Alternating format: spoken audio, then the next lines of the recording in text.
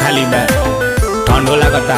दर्द दिल के बढ़ा के गई, बहुत खर्चा करा के गई। हमके लागल की लाइक करत बिया यार, बाकी ठेंगा देखा के गई।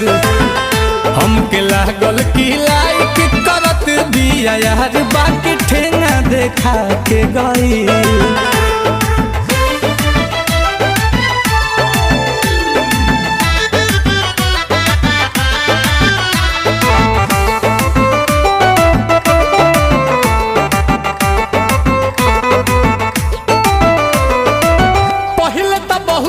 बनल भोली भाली, बाद में तो साफा निकल गइल जाली।